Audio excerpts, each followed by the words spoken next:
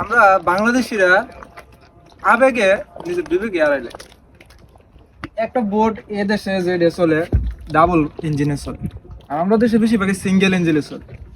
হ্যাঁ, এটার মধ্যে মানুষ সর্বোচ্চ মানুষ হলে 10 থেকে 15 জন মানুষ গাড়িটা তুলতে পারবে এই বোর্ডে। আর আমরা দেশে উদ্ধার করতে গেছে রেস্কিউ টিম, তারা একই বোর্ডে 8 জন গেছে রেস্কিউ করতে, মানুষ উদ্ধার করতে।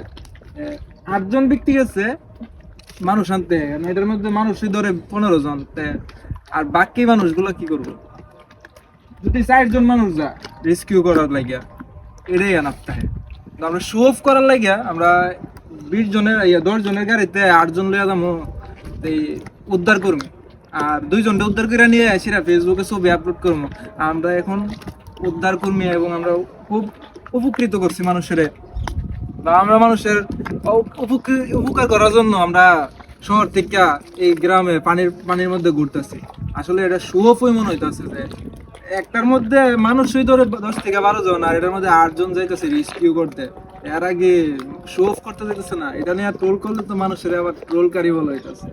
আমরা আসলে এই জিনিসটা না করি, আমরা যদি 4 জন যাই তাহলে 10 জনটা উড়াই আনতে পারবো, আর যদি 10 জন যাই তাহলে 4 জনটা উড়াই আনতে পারবো। বিবেক কারে কর? বিবেক তো সব গেছে ফেসবুকে, সোশ্যাল মিডিয়াতে এন যত ছবি আপলোড করবো তুই ভিউ আইব, আর ভিউ ব্যবসা ভালো হইব। এই জিনিসগুলো না করি, যেটা করলে কাম হইব, মানুষের উপকার করেন।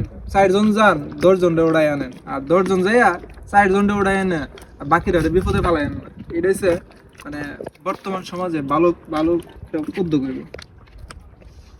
আর আমাদের দেশে ভোটগুলো আরো শুরু হয়, তাহলে 8 জন যদি যা 2 জন ব্যক্তি আইব কিনা। আর বিশেষ করে একবার দেখলাম আজকে হাত নাই, এখন এই পানিতে যদি হাত ছাড়া ব্যক্তি পয়রা জায়গা, তো তার হাত না থাকলে যে লাইফ জ্যাকেট থাকে, জ্যাকেট তো উপরে উঠে যাবো পানিতে পড়লে, তখন লাইফ জ্যাকেট উপরে উঠে যাবে, তার তো মাসাল্লাহ দিলে আল্লাহর উদ্দেশ্যে নিচে বেরো যাবো। এই জিনিসটা কি তার বিবেকে কাজ করে না?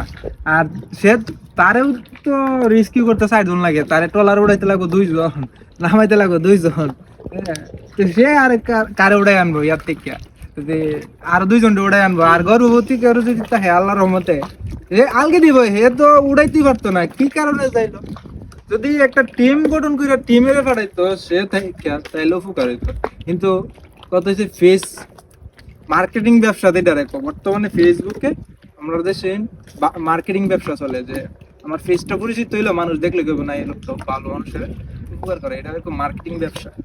আর মার্কেটিং ব্যবসা না করে আমরা মানুষের উপকারে আগে যাই, মানুষের উপকার করি, এটাই সমাজের বেস্ট উদ্যোগ।